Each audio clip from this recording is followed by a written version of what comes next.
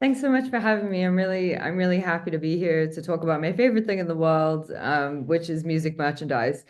And my next favorite thing in the world is to talk about how you can run your own music merchandise business and start your own business successfully. A little bit about me. I live in London. I'm one of the co-founders of a music merchandise company that also works to build a platform to help artists better manage their businesses and to help us run our business better. And we've been at this nearly 10 years, so hopefully I'll have some very interesting things to share for you. I have prepared a very exciting presentation for you all, and we can run through this. And then we will, and I'm just going to get this, I'm just going to make sure we got like a better share. Yeah. We'll run through this and then we can ask some questions. Anything that comes up, pop it in the chat and I can get to it at the end. All right, we'll get started. So a little bit about us. We are in London, but we also operate in the US, the UK, and Europe. And we help over 1,000 artists run their music merchandise businesses. So we have a lot of knowledge. In a world where streaming and live shows cost artists a lot of money instead of making them money, merchandise has become one of the most important revenue streams for artists. So, our mission as a merchandise company is to empower artists and their teams and everyone around them with really innovative solutions that drive their revenue and growth. Generally, we prioritize transparency, collaboration, and sustainability where possible, ensuring that we support artists and the rest of their businesses, as well as keep their fans and their audiences engaged and respecting the planet where possible. Our greater mission in the world is to ensure that artists can continue to make and play music. And that is why we are here today. Merchandise can be an incredibly complicated thing to navigate. But with the right knowledge, you can turn all this chaos that is on this slide into an easy to run business. That means you can sell your merch from anywhere, online, or anywhere you play a show, which I think is the wonderful thing about merchandise is that it can travel beyond just where you are and where your audience is. And then that can become a really reliable, repeatable revenue stream for artists online and at shows. And those are the building blocks to a very successful music business. We'll get to the most complicated part first. I would like to talk about designing merchandise and give you some advice. We mostly work with independent artists, so this is about that experience. When you think about merchandise, we think you should always treat it as another part of your album artwork, and treat it like it's part of the world you're building around your music. Your products that you make as merchandise should feel like extensions of the record and the music, and not something that you just think of afterwards.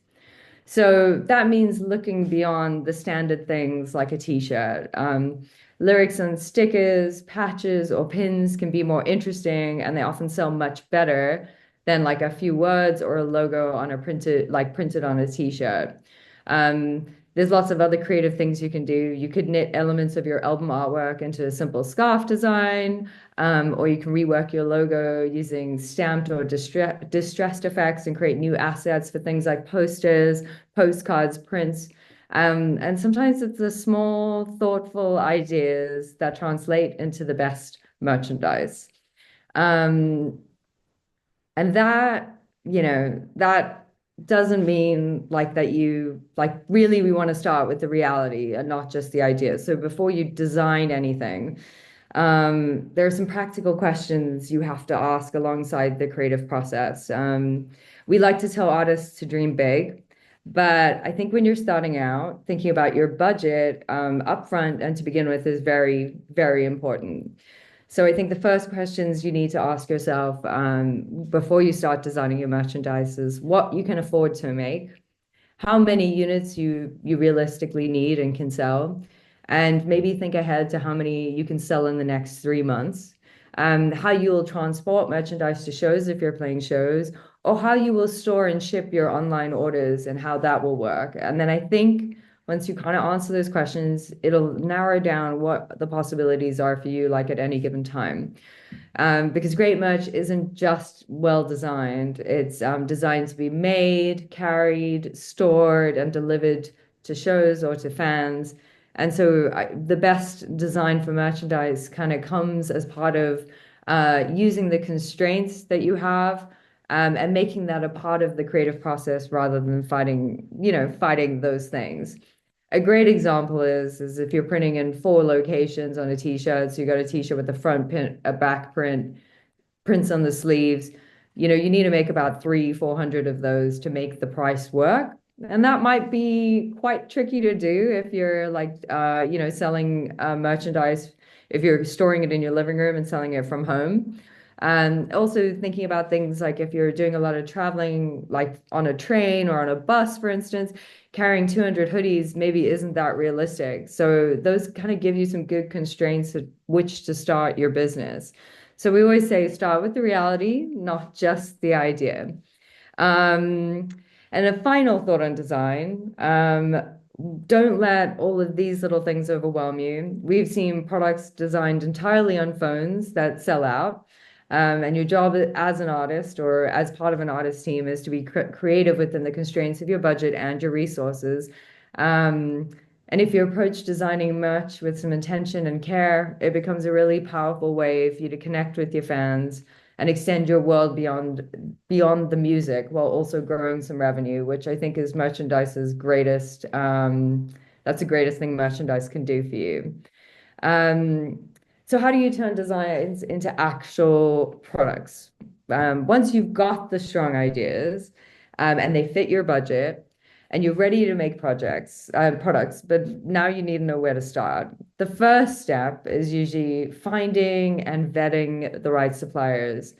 So think about what you need, who you need, where you'll be when you need it. Do you need a local screen printer? Do you need someone who can embroider something for you? Someone who produces stickers or posters? If you're touring and selling out shows, will you need suppliers in lots of different cities? And then you have to ask questions like, who can you trust to deliver these products consistently? Um, and you'll need to ask these suppliers some questions to kind of find out if they're right for you and right for your situation. So, good questions to ask when you're dealing with printers, or even if it's just for posters or anything like that, is will they prepare your artwork for you, or do you need to supply those files? And you can make decisions on that. Sometimes you may need a little help with preparing artwork, and it's really great if your partners that are helping you make things can help with that. You need to figure out your deadlines up front. So ask for deadlines. Tell the suppliers your deadlines and make sure that they can meet those deadlines. Make sure you ask them if they can. And then you should ask practical questions like if they can ship directly to you or to venues, or if you need to arrange that. And then if you're on tour, it's really important to ask them up front if they can handle restocks, if something quickly sells out. And we always say vet suppliers properly. I think it's an incredibly important thing to do. Um, Vetting suppliers is much easier when you know exactly what you want, which is why the design stage is so important in the process of merchandise. So there's a few simple things you can do. Always read Google reviews or reviews wherever you can get them. If you don't have strong recommendations from people you trust, Google is a very good place to find out if you have the right suppliers. You can also ask other people in other artists, other music managers, or you could even use other like AI tools like ChatGPT to help you find more reliable options. I find like word of mouth is really good for these things though.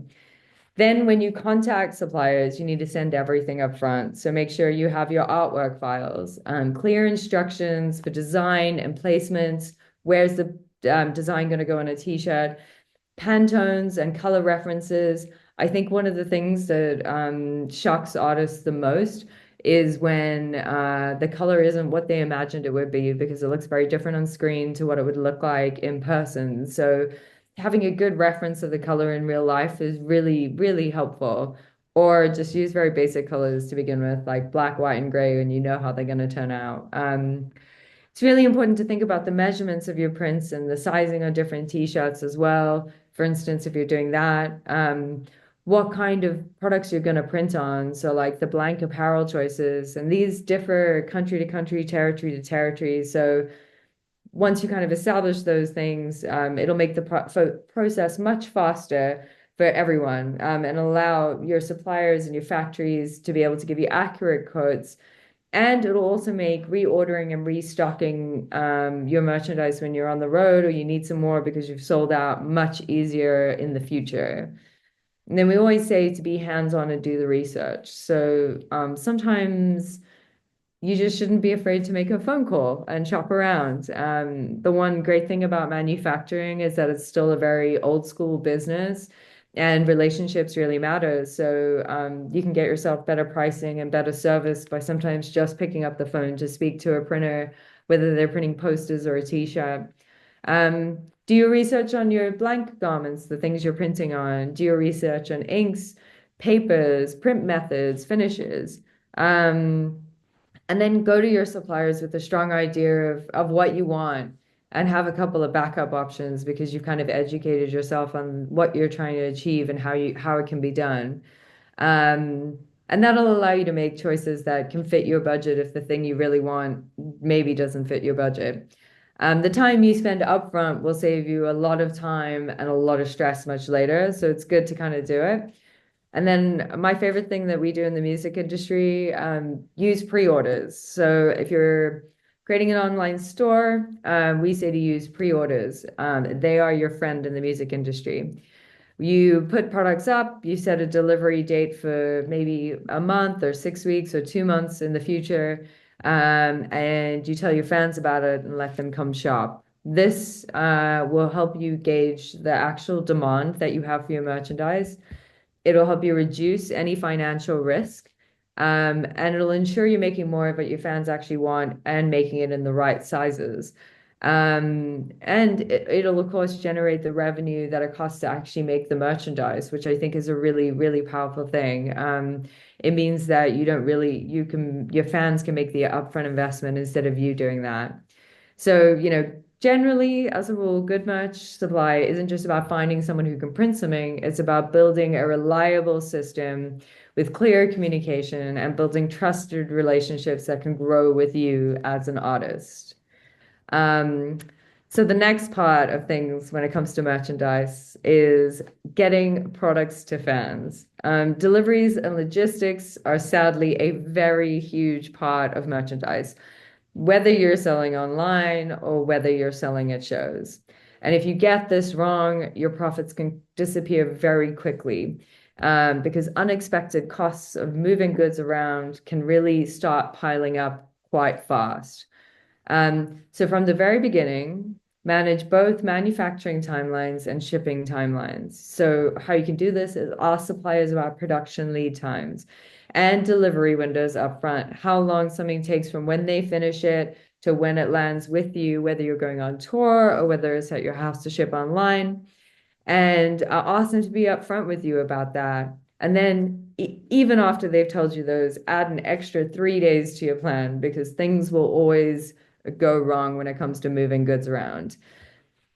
A really great way to manage logistical problems is to think local wherever possible. So wherever you can, speak to local suppliers and work with local suppliers.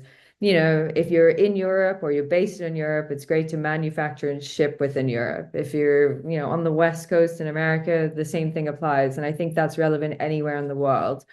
If you discover most of your fans are in a certain place that you aren't, then maybe you can partner up with someone who can help you serve that place as well. There are plenty of companies just like us in lots of crazy places all over the world. The other thing that gets really complicated that we all need to think about up front is customs, duties, and exports. These can be very complicated and very expensive if you don't know exactly what you're doing. So again, manufacturing locally really helps you. And I will say this, like honestly, almost no one knows what they're doing with customs duties and exports when they're entering a new territory for the first time. So having local partners really helps. We've had records arrive with custom charges higher than the actual retail value of the record. when customs haven't been done right. So exports can get really, really complicated and really expensive. And again, that's why we think local. And so you can save a lot of time and a lot of money and a huge amount of stress. Another thing about thinking about logistics and deliveries, make sure logistics are built into your unit costs. So when you set your prices that you sell your merchandise at, whether it's online or at show, make sure you think about what the shipping costs, the storage costs, the packaging costs, and if you have to pay any customs or duty taxes, if those are unavoidable, whether it's on the manufacturing side or whether it's exporting your items out from your online stores.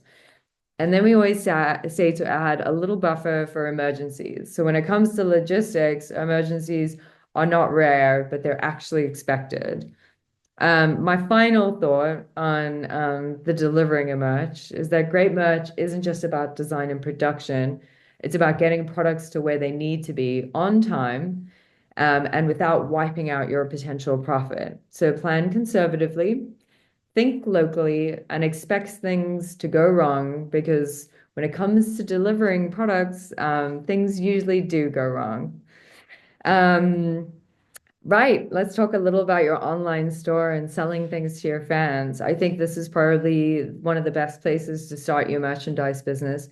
So I think an online store should be treated with the same care as every other part of your merchandise business and your music business. Your products need to look good. It's a very simple thing, but it starts with something we call pack shots. So images of your merch should live up to the standards of like the favorite places you like to shop online or that you'd like to look at. Make sure products are clean and well lit and clearly presented with proper descriptions and accurate sizing information, all of which you can get together with a bit of research. And keep your store up to date, whether you've just got one product there and you change that every few months.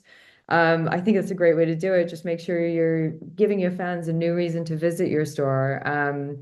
New drops regularly really help fans kind of like come back. And I just think it's important that you embed your identity as an artist into every part of the storefront. Make sure your logo's there, make sure your language is there. Make sure the colors match with who you are as an artist. And one of the really important things to remember when it comes to e-commerce stores is that your fans are consumers in their everyday lives. So they shop from well-designed, well-run stores all the time. And your goal should be to meet that same standard. Even if you don't quite get there, I think it's a good goal to have.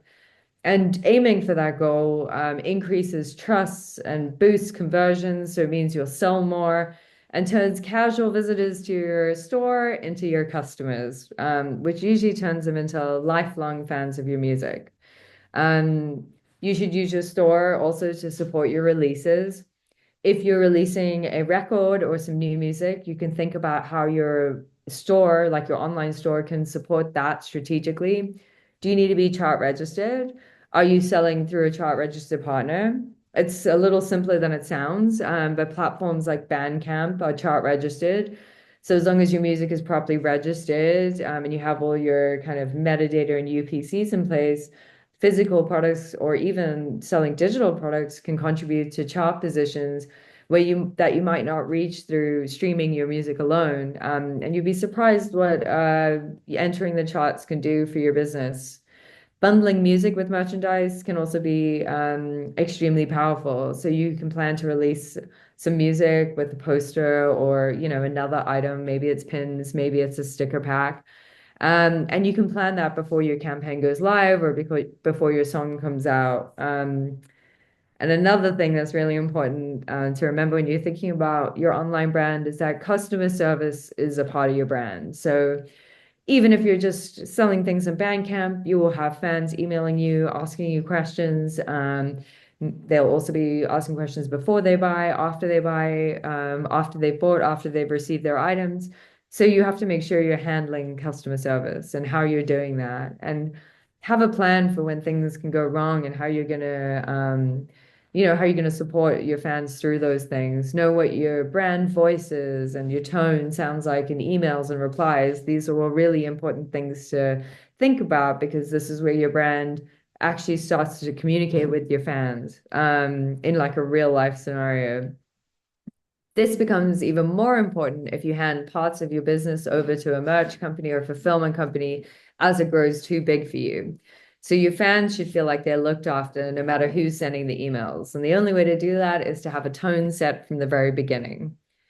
We'll have to talk a little bit about fulfillment, warehousing, and pricing because this is something that it'll come to you sooner than you think. If you're not shipping items yourself, you'll need to choose a warehouse partner and a fulfillment partner um, who understands music and who understands music fans. And this usually comes at a cost. So make sure when you do move into those partnerships that you're building that into how you price things. Otherwise, you'll lose money.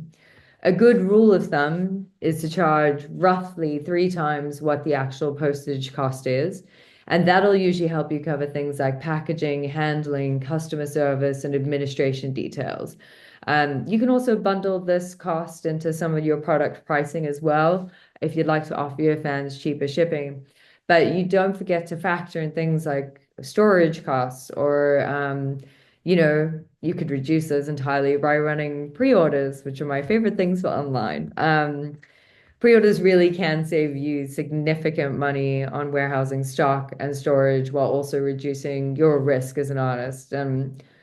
Where possible, we always say to make sustainable choices. So maybe don't send things out in plastic where you can. Or maybe you're using dead stock from somewhere and printing on that instead of buying new products to make things. If it's better for the planet, it's also better for your brand long term. So a little extra effort and thoughtfulness here can go a long way. Then, of course, we have to talk about social selling. Social selling works. So every post you make on your social media is a small advert. And the more often people see your merch and fans see your merch, the better your chances are of converting those fans into customers. Make this easier by building things like mailing lists and using tools that plug into your store like Laylo. There's quite a lot of tools out there that will really help you grow your music business. And it'll give your fans real reasons to sign up, like early access to products, limited edition products, or early access to digital downloads of your music, or special drops just for your special fans. And more direct access to your fans means more control over how and when you sell things, which is an incredible thing to have. So what platforms do you choose and how do you scale that? Like I said, you can start on Bandcamp. It's amazing. It's available for free. It's a great way to find new fans. It's also really accessible. But as you grow, you might start to find that you need something a bit more complicated and a little bit that can service more fans in a different way. We personally love Shopify. It's a phenomenal platform that can scale with you and it connects well to places music fans already are, like Spotify. But you don't need to use a platform like Shopify from day one. Build the demand first and upgrade when it makes sense and the cost feels justified. And then your online store isn't just a checkout. It's another place where your world lives as an artist. So you should treat it that way. And I think that's a great way to think about how you sell online. I thought it would be really important to talk about print on demand in a market where merchandise is still growing. So it's print on demand can be really useful for online merchandise, especially when you're starting out or testing ideas to see if merchandise will work for you. It'll remove upfront manufacturing costs and eliminate needs for storage, and it'll let you sell products without taking on much financial risk. That said, print on demand merch really produces the best quality merch. So you're limited by the blanks and print methods and finishing options that a print on demand supplier may offer. And the margins are very, very thin. This means it's best used strategically to kind of like build a demand for your merchandise business and then start making locally or, maybe test out some product ideas you normally wouldn't do. Print on demand usually works out well for testing concepts, limited online only items, low risk products you don't want to like put in a warehouse. So maybe you don't want to make 200 mugs and keep those in your living room or ship them out somewhere because they'll get broken, but print on demand can make you a really cool one. Um, and it'll also help you with figuring out if you have an audience willing to buy merch and where that audience is located, which I think is really good data. It works less well when you want to make premium products, when you have very complicated prints or specialty finishes. And when you want to make products that, like specifically apparel products that you want your fans to wear for years and years, print and demand it isn't always like a very washable and wearable past 5 years. And we like to think that if you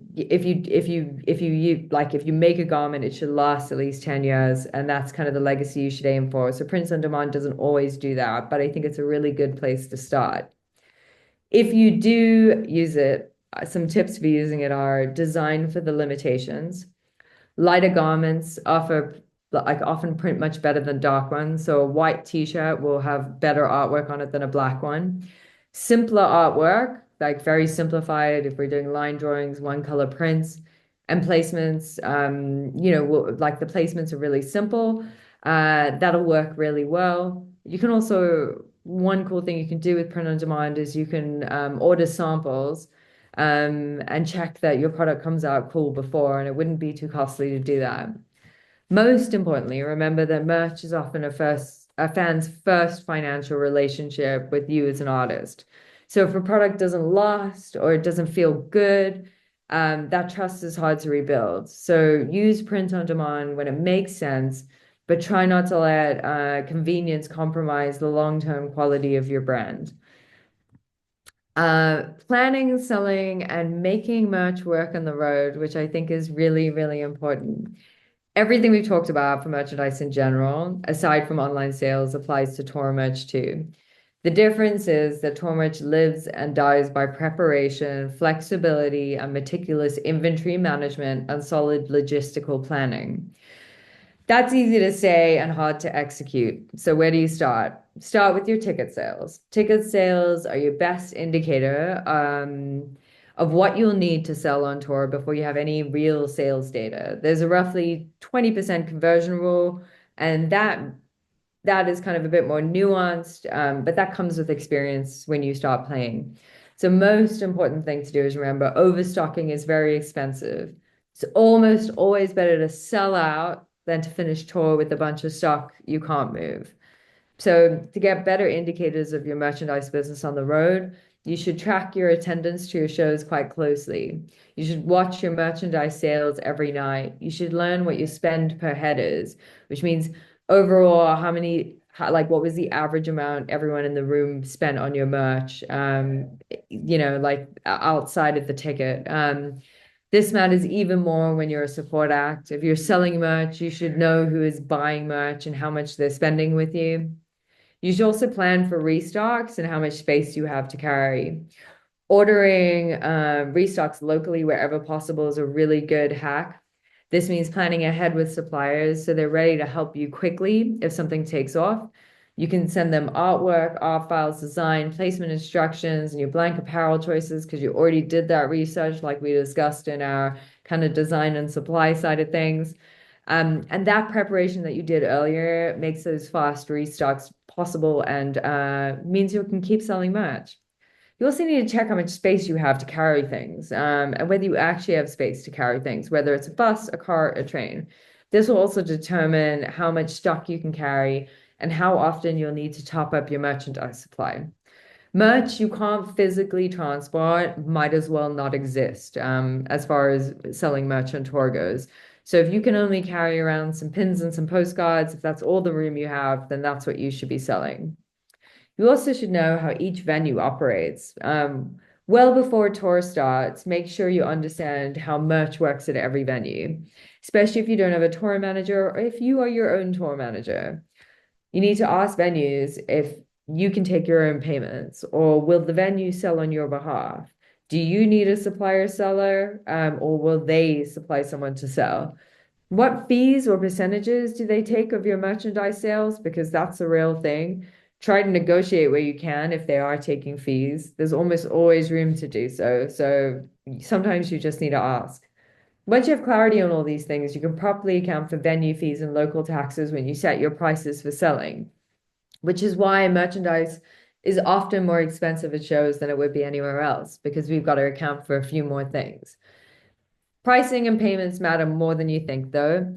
Pricing is crucial. So learning how to price merch so you actually make money and can turn what looks like a good tour into what we call a terrible tour because we're terrible merch, but what most other artists would call a great tour for merch. Basically, cross-border payments are the biggest challenge. Some and often the most overlooked. So some card readers are regionally locked. Some countries require local tax registration. So you need to check your payment setup in advance and before you leave and test it before you leave. If you don't have the infrastructure to handle certain territories, partner locally with venues or local merch companies. And it's often the easiest and safest option. You also need to think about things like factoring all fees and taxes into your prices. Only taking cash will dramatically reduce your sales. So definitely get a card reader or a POS app on your phone that can take card payments, and find support for dealing with local currencies and tax requirements. As a quick sort of hack that we see a lot of artists doing that start out, they get PayPal QR codes to take their payments no matter what country they're in. And they just print those out and put those on the merch table with set prices for each product, which works really well, but maybe you didn't hear that from me. Track everything. So keep track of inventory, your spend per head, your revenue, and your costs as you go. So it doesn't matter whether you use a spreadsheet or a dedicated platform. What matters is that it's accurate and you keep this sheet up to date. Knowing what's really happening at your shows, or as we like to call them, your retail events, is how you turn profit and how you make the next tour even better, especially for merch sales. On that note about spreadsheets, reporting and data is the key to growing your merchandise business. So reporting, even if just for yourself, can completely unlock your merchandise business. And this applies to both online and at shows. Collecting data is important, but understanding how to use and what it actually means is the real difference. So spend what you need in order to get the data that helps you run your merch business, whether that's time or money. If it means investing in a platform and the time is right, then do it. If not, it probably means starting with the spreadsheet. But what matters most is having everything in one place. And then once you do, AI tools can help you analyze and look for patterns, but also, most importantly, help you make better decisions. You'll probably start to recognize the patterns yourself once you're tracking the data. Start simple with this stuff and then scale. There will come a point when a spreadsheet can't tell you who loves a specific product in a specific city and what sizes they want to buy and which colors sell best or what time of year your demand spikes. But until you reach that stage, focus on the basics. So track what you buy, what you sell, who you sell it to, what you sell it for, and where and when it sells, and where it heads to. This information alone will dramatically improve how you plan, price, and restock your merch to continue selling. Invest when it makes sense. So that's really important.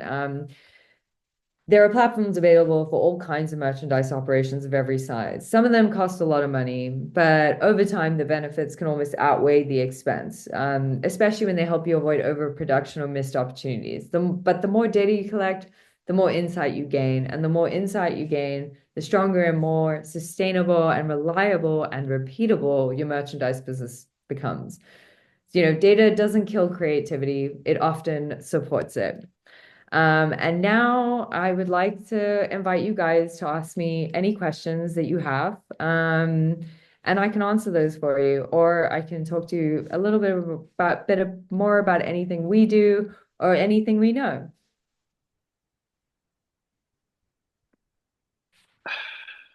Thank you so much, Tersha. I don't know if anyone has question. Please go ahead. Yeah, we have a question in the chat box. Can you see it, Tersha, or should I? I've got that. Yeah. So the question is, during the design process, is it very helpful to ask the artist team to share information such as the most listened to songs, frequently quoted lyrics, color preferences, etc.? This speeds up the design process. However, when the team does not share this information, it becomes necessary to conduct this research. Um, in this process, what are the key points that should be reviewed or paid attention to when creating an artist's visual world? The best merchandise products we have come when an artist creates a like a Pinterest board or like a Canva presentation, and then they send us some references of other products they love. I think sending music or streaming links, Instagram profiles, and also all the assets really saves time.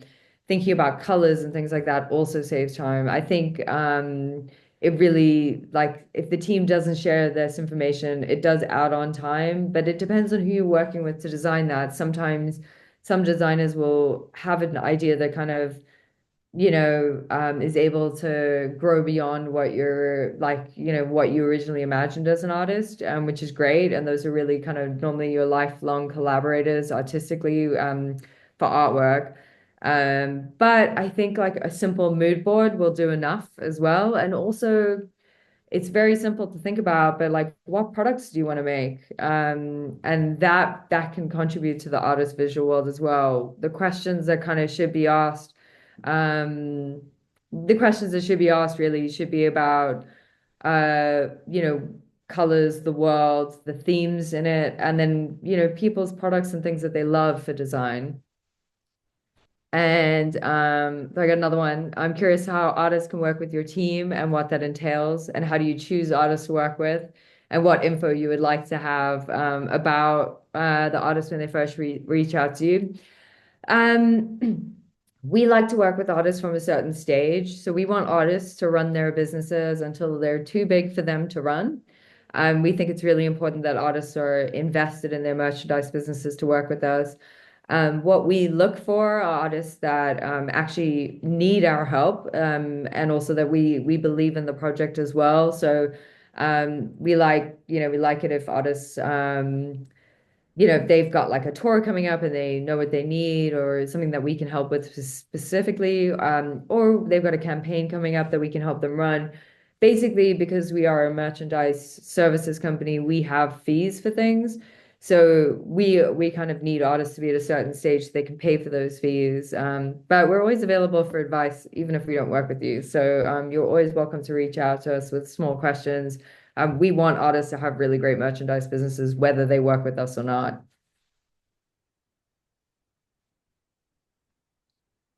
Another question, when determining merch quantities at concert venues, is it necessary to look at ticket sales and calculate accordingly?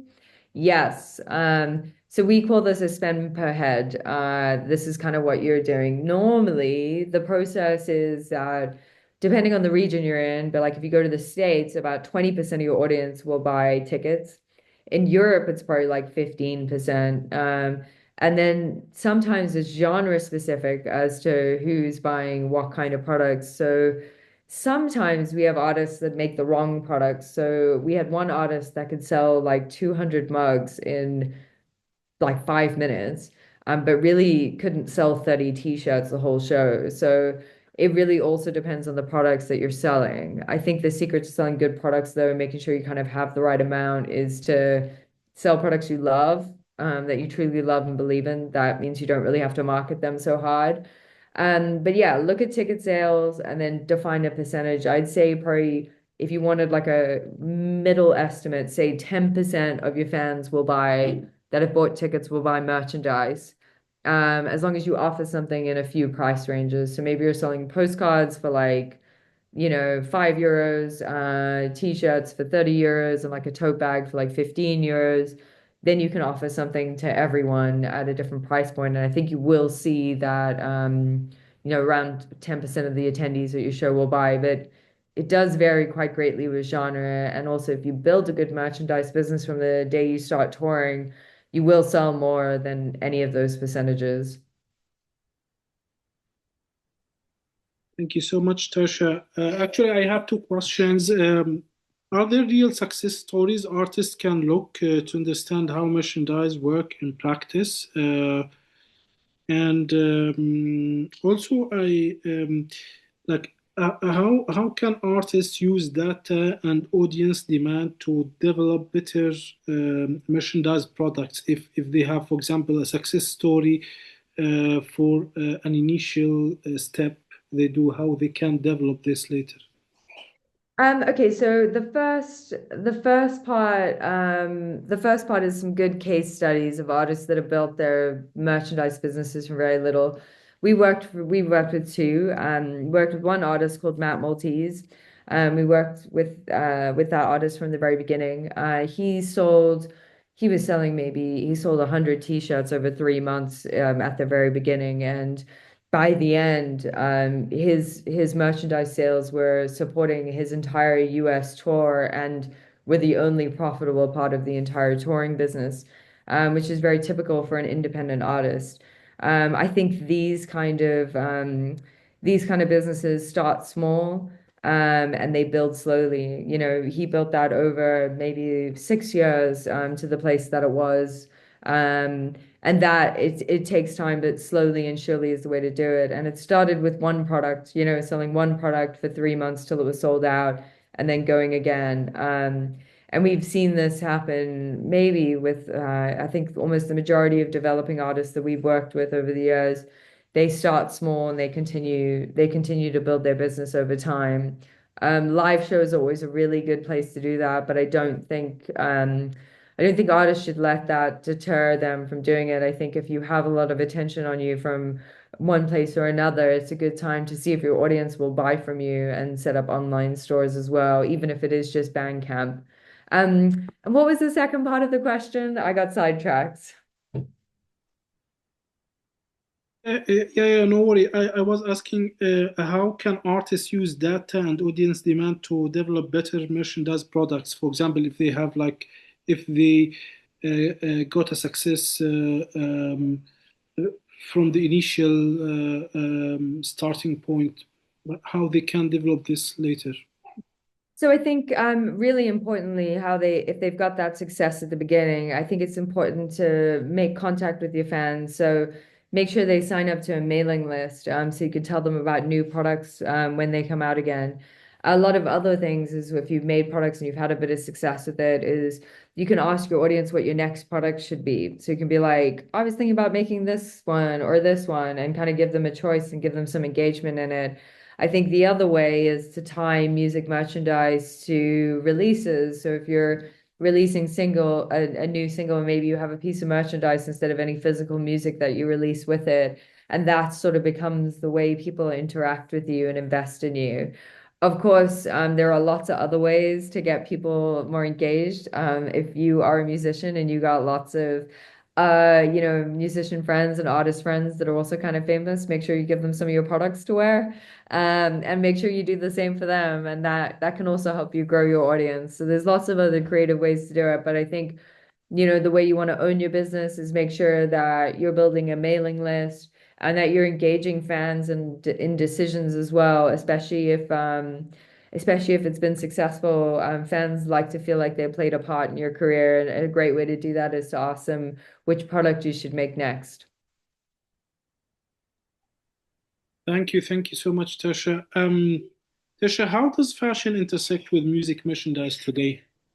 Oh, it's really exciting. I think fashion and music they've always been the best of friends, but I think most importantly now, I think fashion becomes a really, really like strong voice for artists on stage, especially, it says things a lot louder than they can say, than they would be able to say sometimes in some places. I think it helps artists become it kind of helps elevate them into the world that they're building as well. And I think they both are very political, rebellious things that work really well together. And I think if you can find local fashion designers and friends that are making things, it's a great thing for artists to collaborate on. And then once those collaborations kind of happen and that fashion exists there, there's always the avenue to make merchandise from those ideas that your fans can buy as well, which I think is an incredibly exciting way to sell merchandise. Thank you so much. Amazing, Tersha. I don't know if anyone has any question. Yeah, but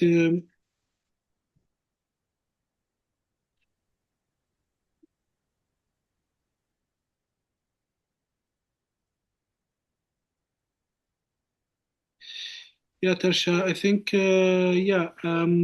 Thank you so much. I mean, this is It's amazing.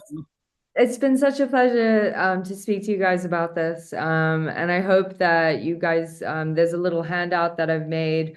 Make sure that you guys get that so that you have to hand the tools of everything you need to get a great merchandise business going. I think it's really important for artists. So I hope you build really good, profitable, strong businesses that help you take your music to every corner of the earth. Thank you so much, Tersha. How can artists in our community be in contact with you? I mean, generally, I mean, I'm on Instagram, so you can find me there. You can also message us via the contact form on our website if you have some questions. But also you can message us on Instagram as well, which is a good place, but just depending on where you're at. We may take a little while to respond, but we always try to reply. And I love talking about merchandise, so if you've got questions, I would love to answer them for you. Thank you so much. Thank you for joining us, Tersha. Thank you for the amazing presentation and discussion. So, hope to continue this later. Thanks for everyone joining us today. Thank you so much for having me. It's been a real pleasure. Thank you. Thanks. Goodbye. Goodbye.